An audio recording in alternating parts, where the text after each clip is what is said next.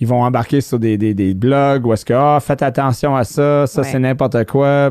Effectivement, je me fais poser la question. J'ai été sur Google, j'ai vu qu'il y a un client qui a dit ça, puis tu sais, non, vraiment, ça fait pas mon affaire. OK, ben qu'est-ce qu'on fait?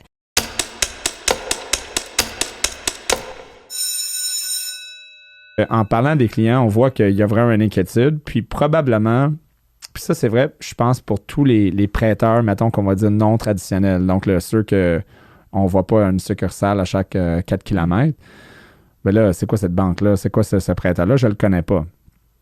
Puis là, il y a quelque chose qui existe maintenant qui existe depuis un bout, qui s'appelle Google. Mm-hmm. Et puis là, donc, les gens vont rentrer Google. Puis après ça, les gens se retrouvent avec ce que j'aime m'appeler du conseil, qui en fait, la diarrhée camouflagée par de la conseil. Donc, ils vont embarquer sur des blogs où est-ce que faites attention à ça, c'est n'importe quoi. Puis tu sais, moi, je suis professionnel dans l'industrie depuis 18 ans. Puis naturellement, tous les banques font des erreurs de service, là, parce que souvent, c'est des commentaires de même.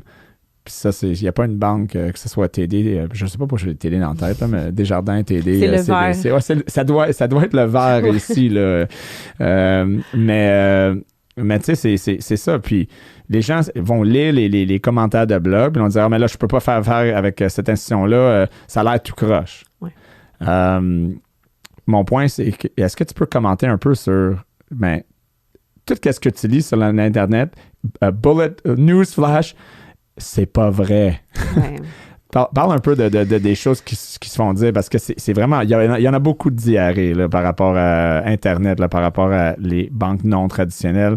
Et la vaste majorité, c'est sans justification. Oui, exactement. Puis, effectivement, je me fais poser la question. J'ai été sur Google, j'ai vu qu'il y a un client qui a dit ça, puis, tu sais, non, vraiment, ça fait pas mon affaire. Puis, des fois, le courtier va me dire, Vanessa, c'est la meilleure des solutions pour mon client, mais là, mon client, il est allé sur Google, puis il n'aime pas ce qu'il a lu. OK, ben qu'est-ce qu'on fait? Ben oui, il y a un petit peu d'éducation, le courtier, le client, d'expliquer c'est quoi le problème. Et comme tu as dit, tout le monde fait des erreurs, tout le monde, on n'est pas parfait. Mais c'est souvent les clients qu'ils sont pas contents d'être dans cette situation-là. Ils se retrouvent genre, mon taux il est un petit peu plus élevé. Parce qu'effectivement, on est en prêt alternatif. Il y a beaucoup plus de risques. Oui, les taux sont légèrement plus élevés. J'ai payé plus. Puis, tu sais, c'est tous ces genres de commentaires-là. Alors, il y a une frustration qu'on sent quand on lit ces commentaires-là. Qu'est-ce que je peux dire? Ça fait longtemps qu'on est en affaires. Comme j'ai dit, là, ça fait presque 50 ans qu'on est en affaires. S'il y aurait eu vraiment un problème, ben on ne serait pas là aujourd'hui, comme tu as dit. Puis les virtuels, la différence, c'est qu'on n'a pas de succursale, comme tu as dit, mais il y a quand même toujours un service à la clientèle.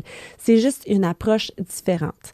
Alors, les avantages, oui, on travaille avec les courtiers hypothécaires, mais ça nous permet aussi d'offrir des taux compétitifs, même mieux des fois que des banques traditionnelles. Alors, c'est vraiment d'expliquer la différence, comme j'ai dit, puis puis de mettre à l'aise. De mettre à l'aise. Puis les commentaires Google, ben ça va toujours être le même. T'sais, on cherche un restaurant, moi je l'aime, toi tu l'aimes pas, ben c'est un commentaire négatif, moi c'est un commentaire positif. Mais pourquoi? C'est le pourquoi d'essayer de comprendre qu'est-ce qui s'est passé. Oui, exactement. C'est vraiment ça. Exactement. Puis on voit tous les commentaires quand tu essaies de voir, ce restaurant-là a eu 5 2 étoiles. Puis là, quand tu vas dans le contexte de lire ça, c'est parce que la personne m'a mis de l'eau, puis l'eau, il n'y avait pas de glace dedans, 2 étoiles. OK, ben là. Donc, tout est subjectif. Oui. Hein? Donc, il faut mettre un peu de contexte. À la fin de la journée, on trouve la solution. Tu sais, je répète ça parce que c'est ce qu'on fait. On recherche ça. C'est ce qu'on fait. Vous voulez une maison, vous avez besoin d'un projet, vous avez besoin de refinancer, vous ne rentrez pas dans le cube, voulez-vous une solution ou voulez-vous juste rester dans la situation actuelle? C'est ça. Est-ce que j'ai demandé un petit peu plus de documentation? Peut-être. Est-ce que j'étais un petit peu en retard à envoyer le dossier chez le notaire? Ça se peut. On ne rentre pas dans la documentation. Non, mais juste pour dire... Là, non, mais c'est parce que la documentation, là, les gens... OK, mais là, on va rentrer là-dedans, là, mais les gens, la documentation, c'est pas un droit d'avoir un prêt hypothécaire, c'est pas un droit d'avoir un prêt, c'est un privilège. C'est ça. Donc, moi, j'essaie de dire ça à tout le monde, que si quelqu'un vient me voir parce qu'il veut... Ryan, est-ce que j'aimerais que tu me prêtes 100 000 $? Puis là, je dis à la personne, OK, je suis prêt à considérer ça, mais j'aimerais que tu me donnes les documents suivants. Ben là, tu ne me demanderas pas ça. Moi, je suis une bonne personne. Donne-moi le 100 000. Non.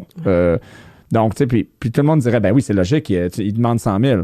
Pourtant, les gens n'ont pas cette opinion-là par rapport à la banque. Oui, mais ils ont des milliards. Oui, mais ils ont des milliards parce qu'ils font attention avec qui ils prêtent. Puis je comprends, les gens, il y a une frustration que des fois, ça peut sembler exagéré, mais à un certain point, tu sais, c'est 2-3 documents, donne les documents, pogne ton prêt, puis la vie est belle. Exact. Bats-toi pas sans arrêt tous les jours sur des points que finalement, ça ne t'ira pas.